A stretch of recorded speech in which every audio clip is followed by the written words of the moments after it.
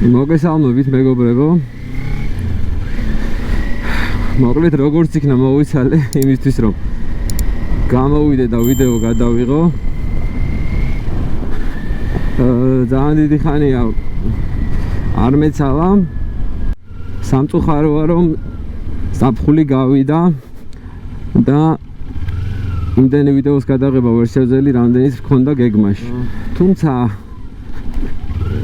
თუ ამინდები ხელს შემიწყობს და შემოდგომას არის ხოლმე ხშირად ძალიან კარგი თბილი ამინდები, სასიამოვნოა.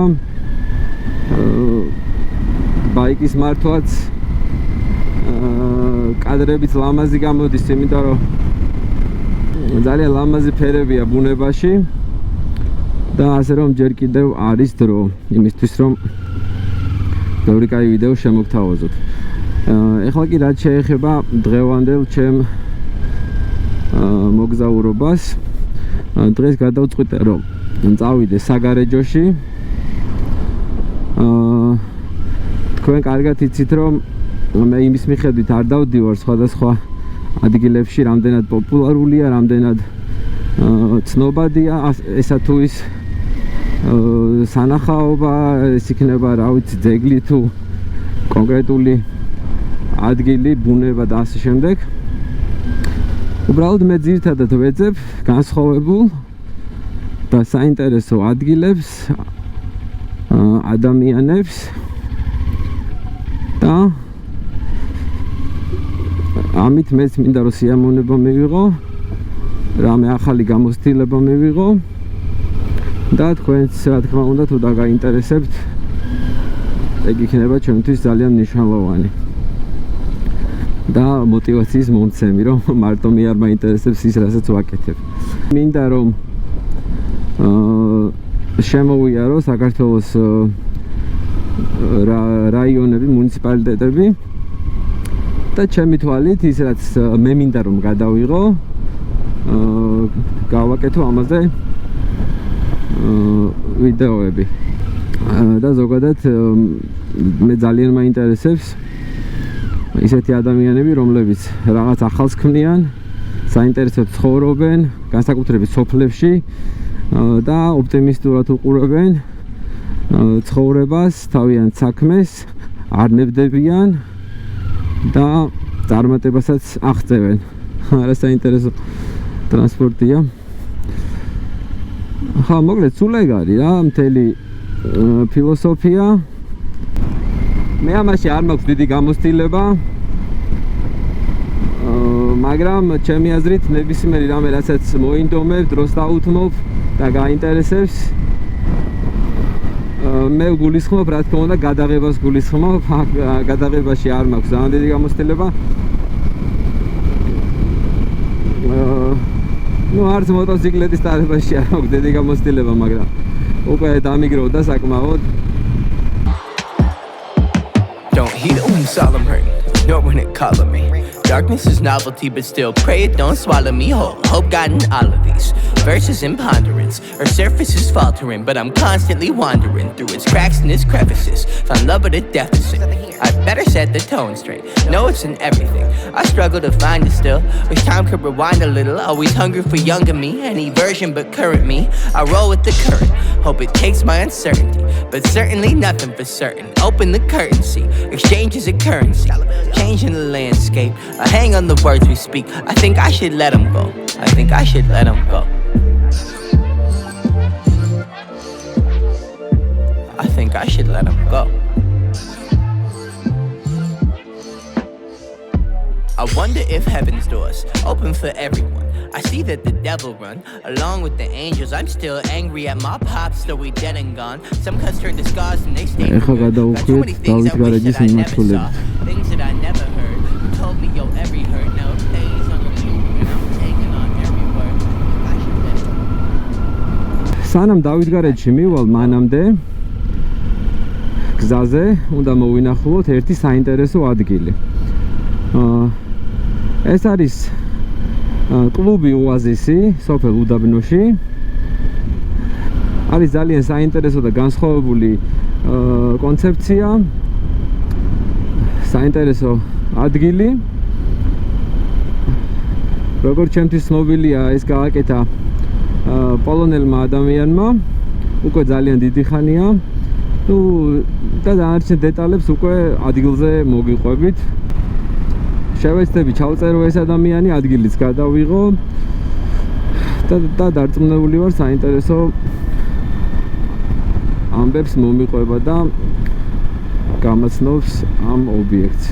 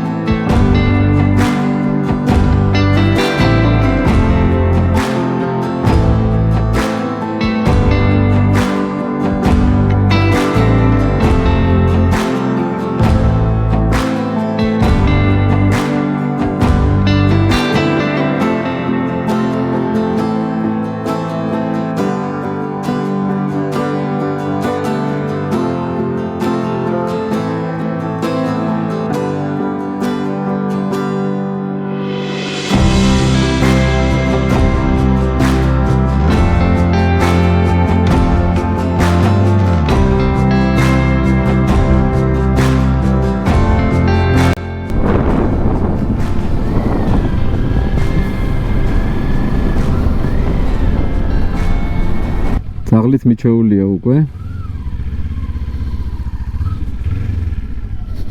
სტუმრებს, ბაიკერს სტუმრებს. გამარჯობა მოგესალმებით. გამარჯობა. თქვენი სახელი და გვარი რომ გითხრათ? Xaveri Dus. როდის როგორ? Xaveri Dus. Xaveri Dus. Xaveri სახელი, ხო? კი, სახელი Dus ეს პოლონურად, მაგრამ ეს გასაგებია. წარმოშობით საიდან? პოლონეთიდან? მოშ მე ვარ პოლონელი. აჰა, პოლონელი. რამდენი ხანია რაც საქართველოში ცხოვრობ? 13 წელი ცხოვრობ. საქართველოში 12 წელი აქ დაბმაში. და აი ეს იდეა საიდან მოგივიდა, რომ ესეთი ანუ აი ესეთ ადგილზე, სადაც ბევრი ხალხი არ არის, ხო, ცოტა ესეთი ტურისტულად აქტიური ადგილი არ იყო, ხო, აქამდე მაინც. მაგრამ უდაბნოში ყველაზე ლამაზი ადგილი საქართველოში ჩამდის. ეს ადგილი ეს ლანდშაფტია. ეს ძველი სახლი იყო, ხო, როგორც სახლი არ იყო, ეს მარტო ეს კედელი. ეს კედლები იყო, მაგრამ ამ თქვენი ობიექტის შესახებ გავიგეთ დაახლოებით 10 წლის უკან. ჟურნალ-გაზეთში, ანუ BBC-ში უყვარდა ამ ჟურნალ-გაზეთების კითხვა და იქ შემთხვევით წავეცდი ამ ინფორმაციას, რომ რაღაცა ადამიანი პოლონეთიდან ჩამოვიდა და უდაბნოში გააკეთა ესეთი საინტერესო კონცეფციის, ასე ნუ კაფე-ბარი თუ რესტორანი და დაახლოებით ესეთი ინფორმაცია და დამაინტერესა. მაშინ ასე ვთქვათ, მაგის შესაძლებლობა არ მქონდა, რომ ეხლა ესე მე არა და ვიდეოები გადამეღო, მაშინ სხვა დრო იყო ის უკან კიდე. ხოდა იმის მერე მინდა რომ აქ მოვიდე და გაგესაუბროთ და ეს ადგილი გადავიღო. ძალიან დიდ წარმატებებს გისურვებთ. მადლობა. მოგლით აი ესე გამოიყურება მეგობრებო.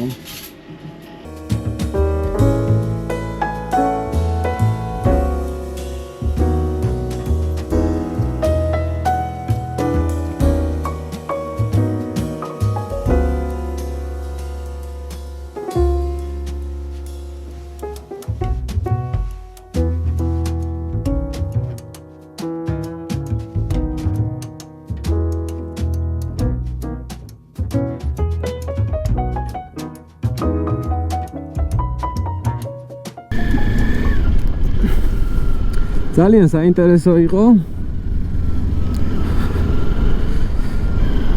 საკმაოდ ბევრი დრო იხარჯება მეგობრებო ამ აპარატურის აწყობაში, შტატების დამონტაჟება, მიკროფონების გასწორება და მოკლედ ასე შემდეგ რა, საკმაოდ დიდი დრო უნდა ბევრმა ადამიანმა დამიკომენტარა ჯგუფში, როდესაც თქვი რომ საგარეჯოში ვაპირებდი ჩამოსვლას, რომ აი ჩვენთან მოდი ეს გადაიღე, ის გადაიღე, მაგრამ ყველას რა თქმა უნდა ვერ გადავიღებ, რადგანაც ფიზიკურად მაშინ რამოდენიმე დღე მოუნდები და შეიძლება კვირას მოუნდე რომ ყველაფერი გადავიღო.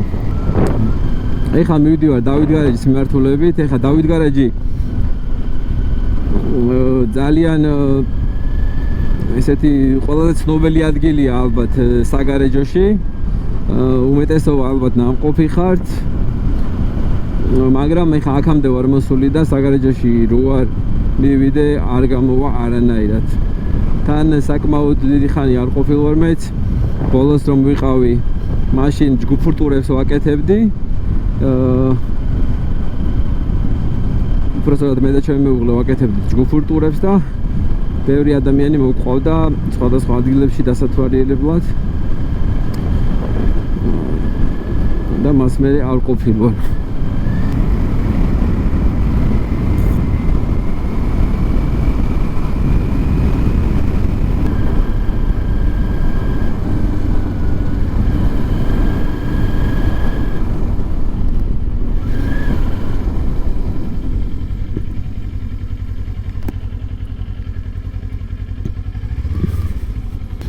აქ არ შეიძლება შესვლაო, მაგრამ უნდა დავარღვიო.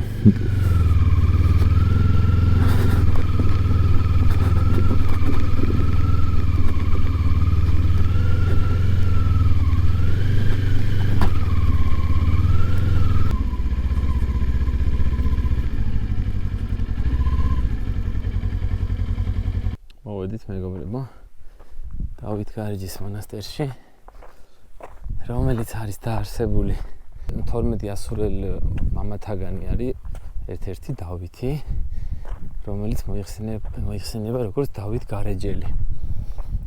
და ეს კომპლექსი დაარსდა 6 საუკუნეში.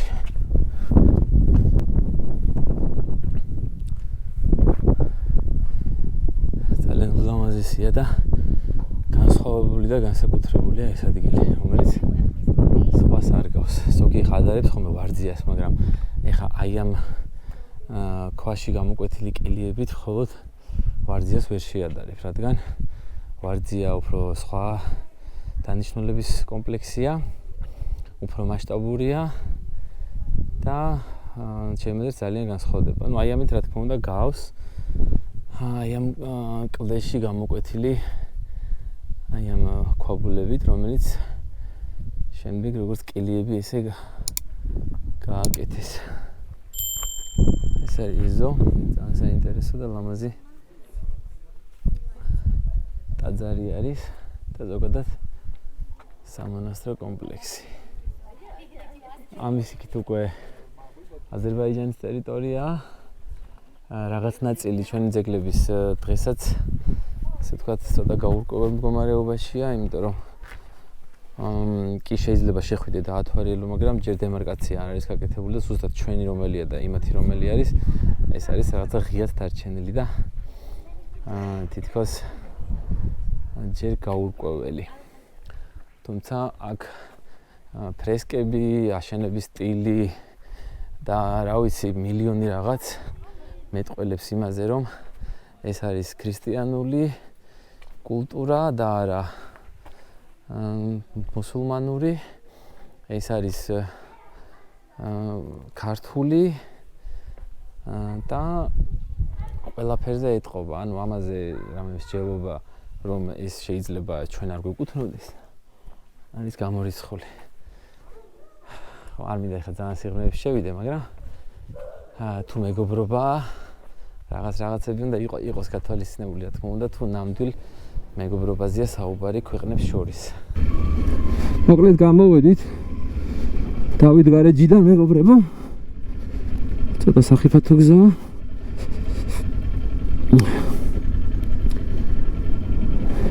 მოვინახულეთ, აქ საკმაოდ დიდი კომპლექსი არის. მაგრამ სრულად რომ დაათვალიერო, აქ ალბათ რამოდენიმე საათი გჭირდება. ეხლა გავემართეთ საგარეჯოს მიმართულებით. მანამდე გზად ნახავთ ჯიქურების ტბას და კიდე მლაშე ტბას. აქედან მიჩვენებს გადასახვევს ჯიქურების ტბა, როგორც ვიცი. რამდენად კერძო საკუთრებაა. არა უშავს, კერძო საკუთრება არის, მაგრამ მე მგონია რომ არ არის ძალიან ცუდი გზა და შევძლებ ასვლას თუ არა და უკან ამოვალ. დავარია იქ არ ჩორჩე.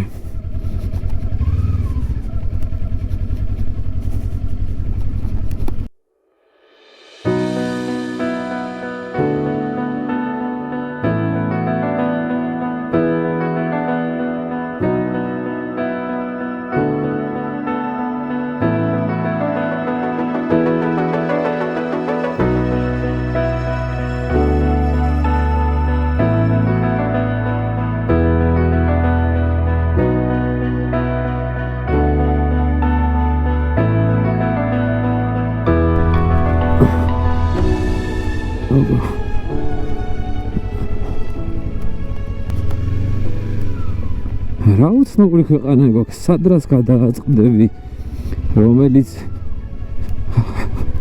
თითქმის არავინ არ იცის, იცის რა თქმა უნდა აქ მცხოვრებმა ადამიანმა, დაინტერესებულმა ადამიანმა იცის ყველაფერი, მაგრამ ეს საერთოდ რო არ არის ცნობილი, ხო? და ესეთ რაღაცა გადააწყდები ტბას და თითქოს არაფერი რა. იმდენად მრავალ მხრივი და მრავალფეროვანი ლანდშაფტის ქვეყანა გვაქვს და კლიმატის. აქ წვიმაში გამორიცხულია ჩამოსვლა. მაგაში გამიმართლა რომ დღეს მშრალი ამინდია. ბაიკი ძალიან რთულია ხოლმე წვიმიან ამით მოგზაურობა.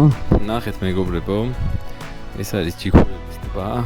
ძალიან ლამაზი ადგილია. არ ვიცი აქ ახლა ვისაც ან ფოტოსესია უნდა რომ მოაწყოს, ან რაღაც ფილმი გადაიღოს, ან უბრალოდ პეიზაჟებით დატკბეს, რა ვიცი, აი გირჩევთ რა, მართლა ძალიან ლამაზი და განსხვავებული ადგილია. ეს არის მარილიანი და აქედან გამომდინარე ეტყობა ეს თეთრი შეფერილობა სანაპიროებს. საკმაოდ დიდია, მინდა გითხრათ. ეს საყვარელი ბაყაყი. აი. ნახე რა საყვარელია. ოპ. ჭაიღო. ნუ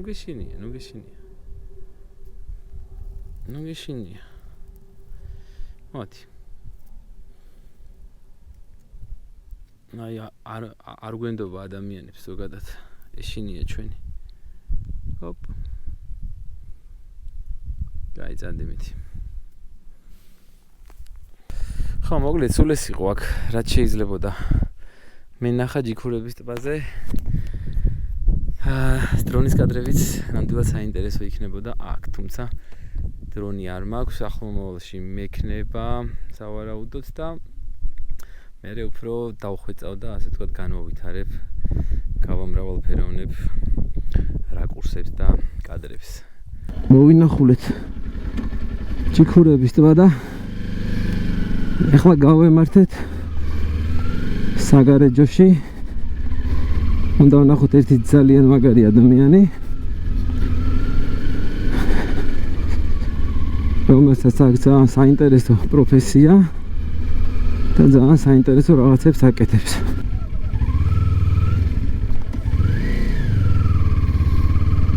თუმცა ხელა კამეჩები არიან. წეღან კამერა მქონდა გამორთული და იმ დროს აი მუხზე დამეჯახა ფუტკარი, აი გაიჭედა, არ ვიცი რანაირად და მიკბინა რა და თან სადღაც ესე 80 კმ/სთ მივდიოდი და აუ ისეთი ცუდი შეგრძნება იყო რომ აი არ ვიცი რა. მოვასწარი გაჩერება გადავაყენე ცოტა ხანს.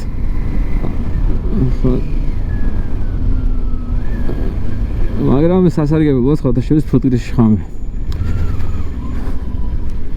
ბავშვობაში სპეციალურად ვაკბენინებდი ხოლმე ფუტკრებს რა.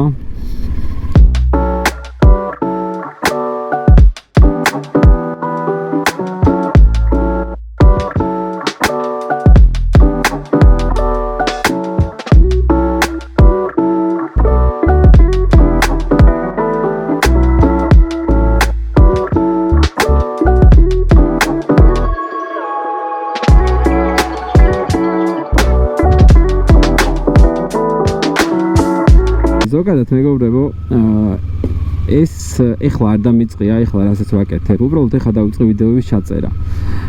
მე მთელი ცხოვრება ბავშვობიდან ჩემი ჰობია ეგ რაღაცა ნუ ესეთი რაღაც განსხვავებული ცნობის მოყარეობა მაქვს. ეხლა ვიღაცა შეიძლება საერთოდ არ აინტერესებს, თუმცა მე მაინტერესებს ადამიანები, რომლებიც რაიმე განსხვავებულს ქმნიან, ადამიანები, რომლებიც რაიმე საინტერესოს აკეთებენ და ეხლა ვფიქრობ, რომ მომეცა დრო რომ გამოვნახო დრო და გადავიღო ხოლმე, რა თქმა უნდა, მხოლოდ ის, რაც მე მაინტერესებს ჯერჯერობით და მე ვნახოთ. ზოგადად არ მიყვარს ხოლმე მხოლოდ იმაზე გათვლა რაღაცის, რომ სხვას რა დააინტერესებს. რა პირველ რიგში ამით ვიღებ მე სიამოვნებას რა. აი გიორგის გამოჩნდა, მთავარია რომ ძაღლი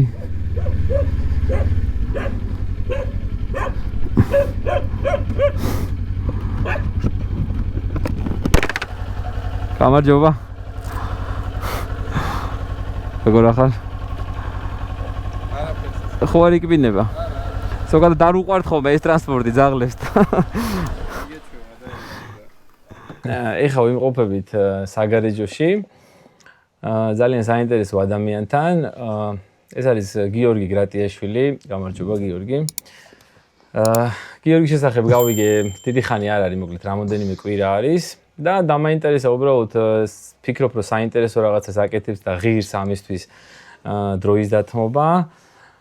იმიტომ რომ ყველა მეორე ადამიანს ვერ შეხვდებით, ვინც ამას აკეთებს საქართველოში. გიორგი, აი მაინტერესებს, ნუ ხო სანამ დავიწყებთ საუბარს, გეტყვით რომ ეს არის ადამიანი, ვინც ქმნის ხის ნავებს, სხვადასხვა ზომის, ფორმის, ეხლა ვიდეოს გადავადებ ზემოდან როგორი ნავების გაკეთება შეუძლია გიორგის და შემდეგ დაგათვალიერებინებთ სახელოსნოსაც, სადაც უშუალოდ რამოდენიმე ნავი გვაქვს წარმოდგენილი.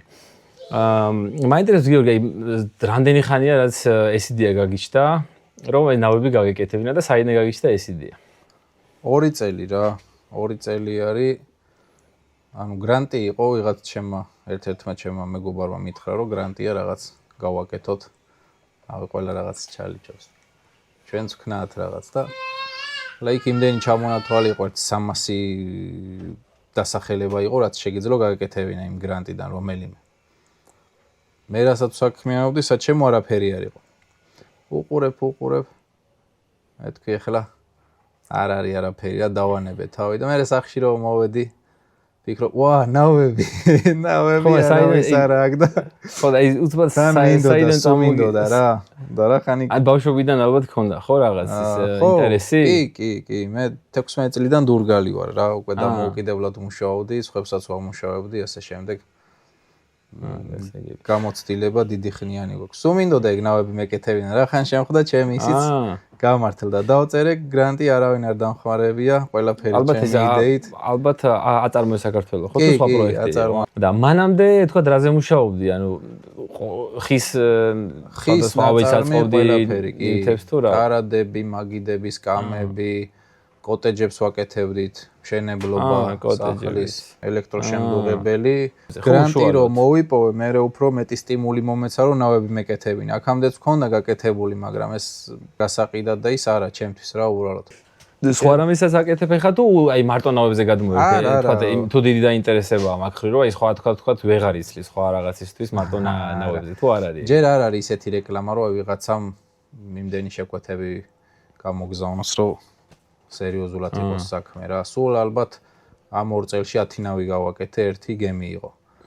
ხო მე ვნახე ერთი იმხელა იყო, კარიბის ზღვის მეკობრეებში რა დიდი გემი როა, მეთქი ეს ამხელა სადა აწყეთ, როგორ აწყეს, ან მეთქი სად უნდა გაუშვან და რაღაცის შემდეგ რა. საინტერესოა. აქ რამდენად შესაძლებელია თქვა დინარეზე ან იორზე ან მაგალითად ნავით წასვლა, გასეირნება ზოგადად რა. თუ ქონია შენი ეგ გამოცდილება რა. დინარისთვის არ არის ჯერჯერობით ჩემი ნავები. დინარეს სხვა სტილი სჭირდება, მაგრამ ცოტა ხანში შეიძლება რომ გადავიდე. ეს არის ტბისთვის, წყნარი წყლისთვის, იმიტომ რომ დაბალი არის, პატარა არის და დიდ დალღებს ვერ გაუმკლავდება. დიდს უკვე სხვა ზომის სჭირდება და სხვა დატვირთვა სჭირდება.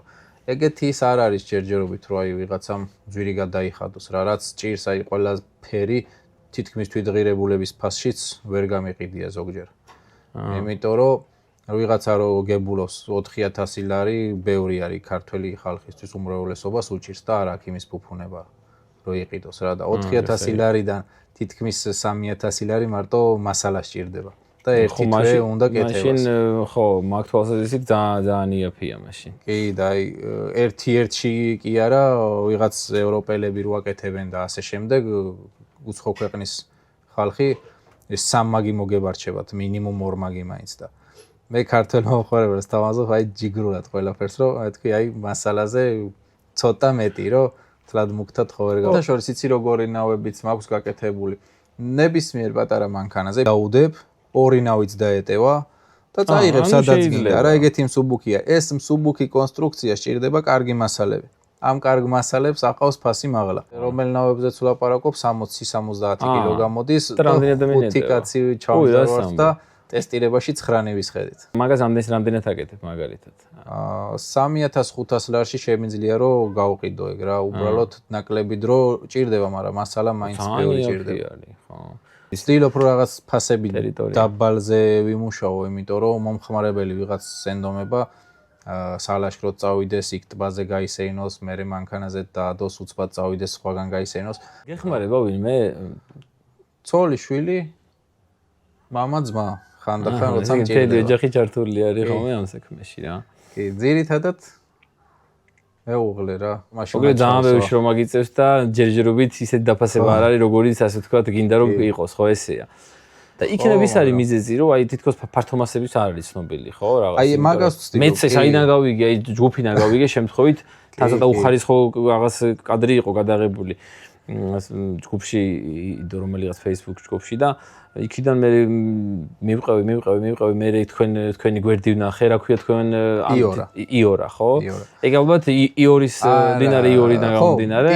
კი, მაგრამ პაპას მოფიქრებული სახელია მანქანა ყავს თვითნაკეთი იორა.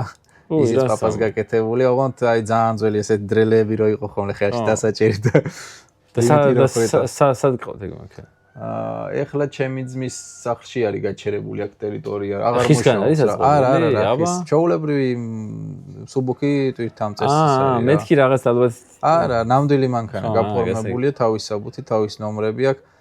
და როცა გააკეთა პაპამ ისიც ერთი ამბები ქონდა, რომ საბუთი აიღო რა.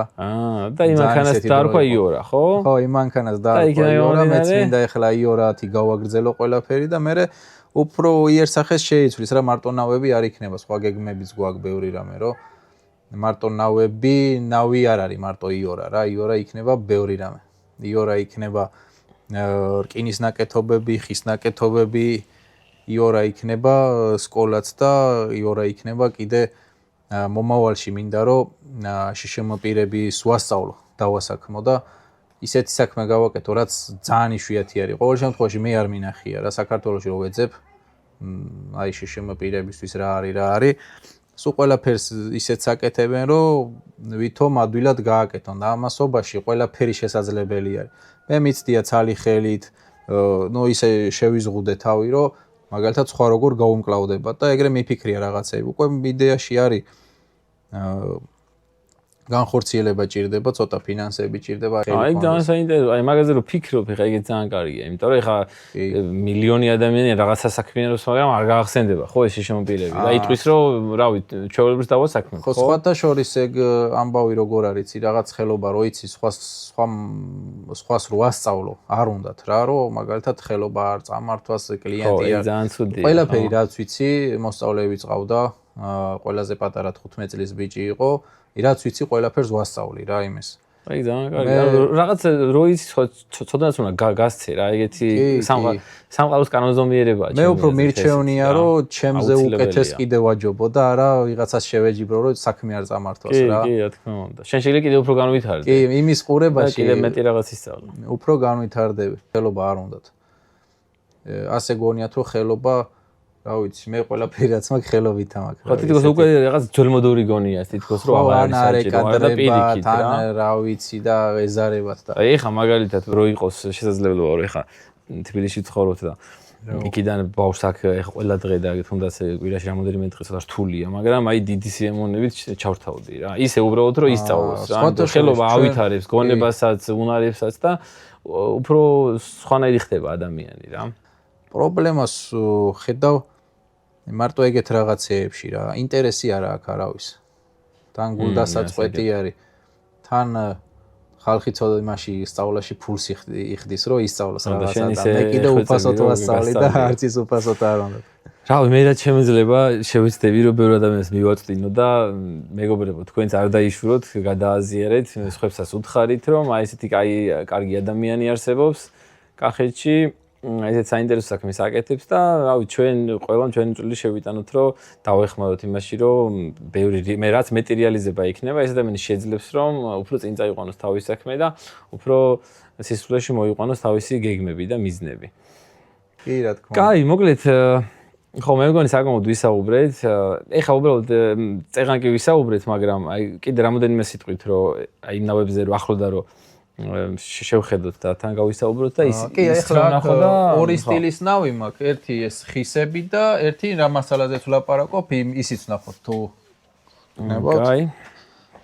ბარემ ჩამოსაღები მაქვს და მამა მოდი ნავი ჩაუმაღებინე რა.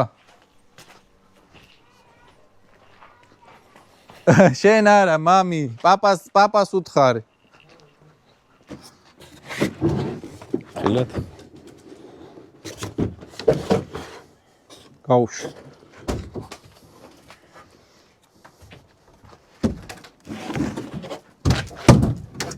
ეს ყველაფერი ესე ხდება.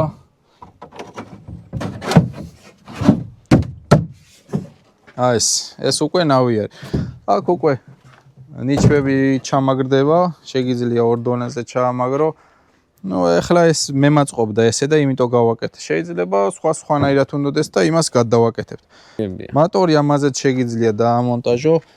ეს არც ისეთი სუსტი არ არის, მაგრამ აქ უკვე 13-იანს ვერ დააყენებ რა. აქ შეიძლება 6-იანი დადგეს. 6-იანი. მაგრამ გადაადგილებისთვის ნორმალურია, ხო? ანუ კი, ისე ინებ რა. ეხლა ნიჩბიანი ნაუზე სწრაფად წახვალ ბევრად. ნიჩბიანი დამღლელია, ხო, ეხა მაინცთან. კი და ნუ არ არის არც ეგ 6 ცხენის ძალა არ არის რაღაც სასწაული. მაგრამ აი წარმოდგენისთვის გასაბერი ნავები რო არის. გასაბერ ნავებს უყენიათ 3-4 ცხენის ძალიანები. ხო. და ხალხი ერთობა რა. და აი ესენია მეგობრებო. ესეთი ფორმის და ესეთი ვიზუალის. ძალიან ლამაზია. მე ძალიან მოუწევს რა აი მინომერს ვიყოლიებდი რა.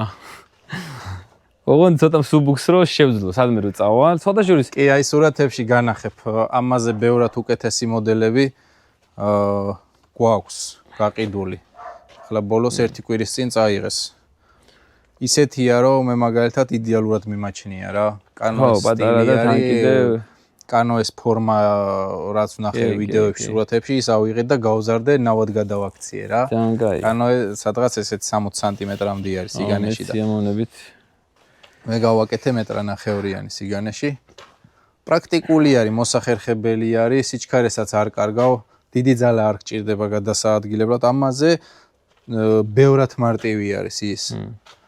გასაგებია. კაი, მოკლედ, სულ ეს იყო დღეს რაც მინდოდა ჩამეწერა, მადლობა გიორგი. წარმატებებს გისურვებ შენ საქმეში და ყველაფერში რასაც წამოიწყებ. ძალიან დასაფასებელია შენაირი ადამიანები რო არსებობენ და რავი მე თუ რამე შემეძლება შენ გვერდში მიგულე რა. ძალიან კარგი.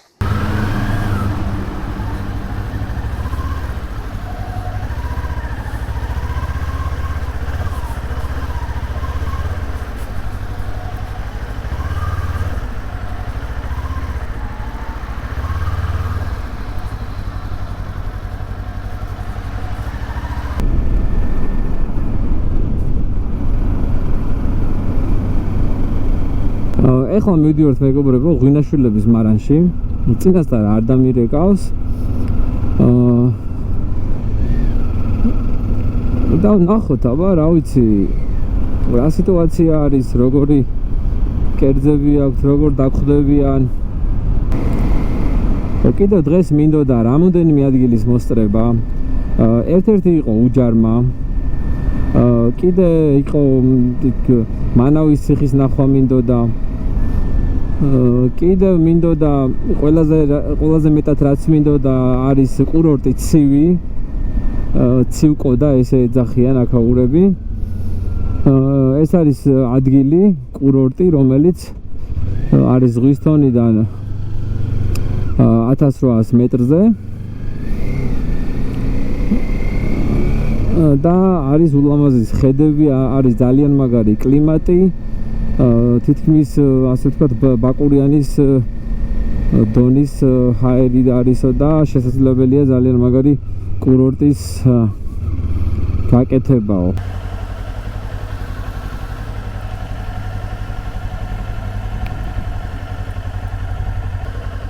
გამარჯობა. ღვინაშვილების მარანში სწორად მოვედი? ეს არის? არა. აბა? რო გახვალთ ამ ხარეზე მანდვე. ბოდიში. ისეთი ლამაზად გაქვთ მოწყობილი, რომ მეთქი რაღაცა ის ჩვეულებრივი სახლი არ მეგონა. რა ლამაზად გაქვთ ყველაფერი. აბა როგორ ახართ, ბავშვო?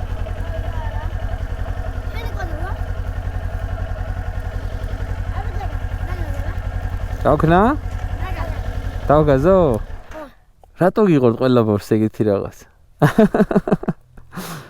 რა ქვიათ? გაუმარჯოს. რა შევით, ბანასა ჭამთ?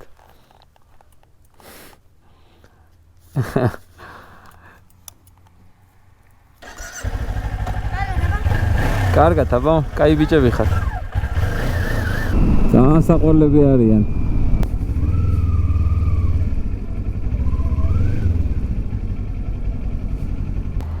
გამარჯობათ. მე რაღაცებს ვიღებ საინტერესო ადგილებს რა. ბერმა მითხრა რომ იქ მიდით კაი ხალხი არიან, ნუ კაი სიტუაცია არის. მე თვითონ კახელი ვარ, გურჯაანი, მაგრამ თბილისში ვცხოვრობ დიდი ხანია. კი ბატონო. მუშა პროცესი მაქვს. ძალიან კაი. მომზადება პრობლემები რა.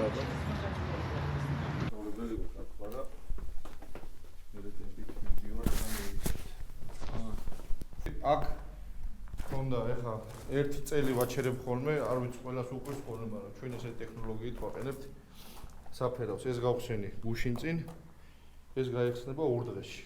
ჭაჭაკლერტი სრულად არის დავარგებული საფერავი ჩვენივე ვენახებიდან რა. და ეს როგორ ტექნოლოგია? კახური ტექნოლოგია, ნუ 8 თვემდე აჩერებდა ხოლმე პაპა რა. ახსოვს. ზედვე ხო? ზედვე სრულად დუღილს რო დაამთავრებს, მე ჭაჭა დაბლა მიდიოდა და სუფთა წვენით, საფერავით გვერდზე წვენით ვიღებდით და ვავსებდით და ილუქებოდა რა. აქ ყველაზე სასწაული რაც იყო, როცა მარანს ქვევრების კატლოვანი გაიჭრა და უნდა ჩაგვილაგებინა, ამოვიღეთ პატარა ქვევრები. გატეხილი ქვევრები, გატეხა ყოშმა რა თხრიდან რა, მაგრამ შევაწებეთ, ეხლა ვავაკეთებინებ რა, რომ აქ სადაც ქვევრები ჩაყარე, როდესღაც ის იყო რა ქვია, მარანი, ასე ზუსტი თარიღი რთული დასადგენია, ხო? ასე ვიპოვეთ კატაპულტას ნასროლი ქვები. უი, რასამ. ეს ციხის მოსანგრევად იყენებდნენ ხოლმე კედლებს რა და 2 ცალი ესეთი ვთქვათ სამოვიდა კატაპულტას ქვები. ხო, ეს რო ნიახურას ციხის მიმდებარე ტერიტორია, აქ რაღაც ახლა ყოველთვის მიდიოდნენ მეღვინეობას. ერთ-ერთი სხვათა შორის გამორჩეული ყურძენი მოდის ჩვენ მხარეში და ჩაილური ბანავის მიკროზონა ეს საგარეჯო და მარიამჯვრიდან კაკაბეთამდე ეს ზონაში არის მოქცეული.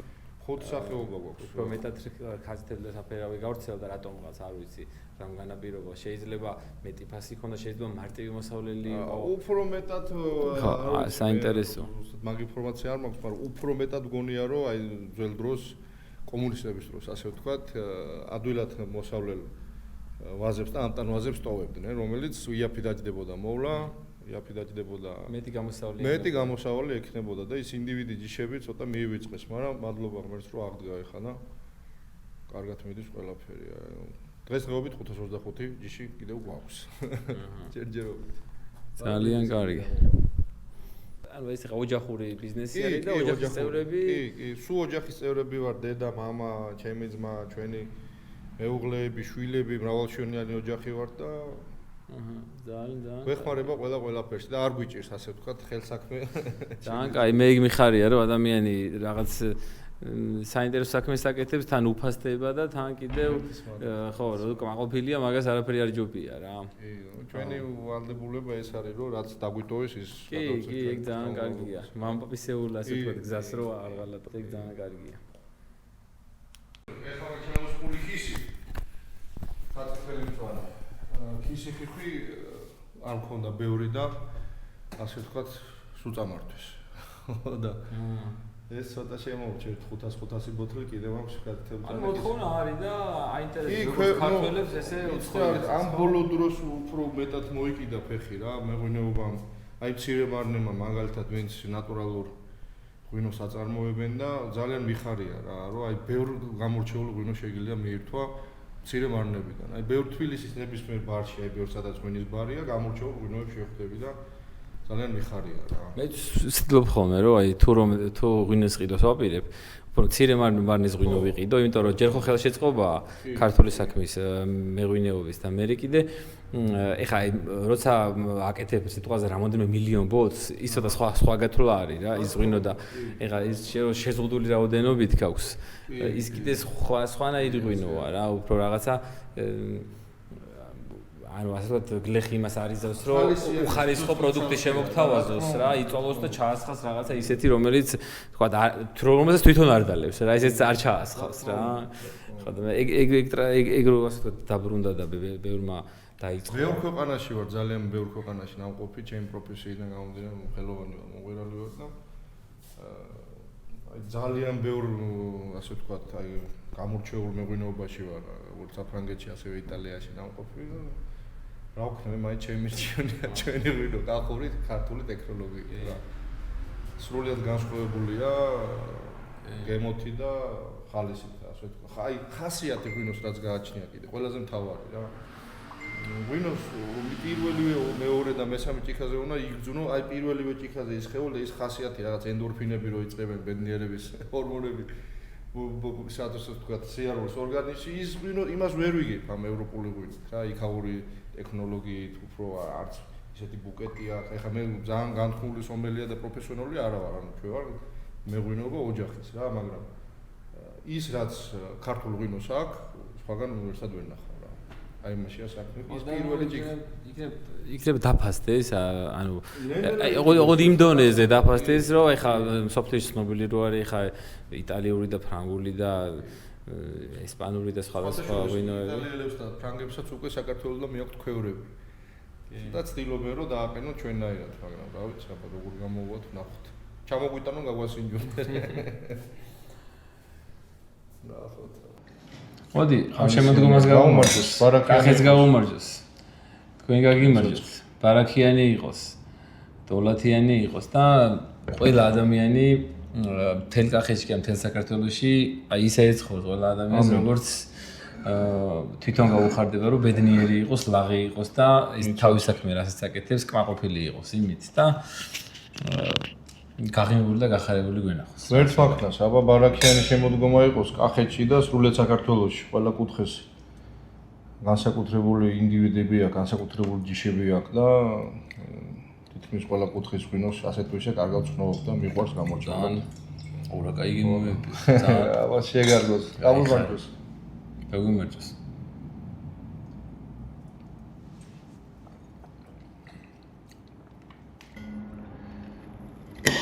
აი კახეს როგორი სუფრად შეეფერება? ესეთი არის. ნეგნისვალი.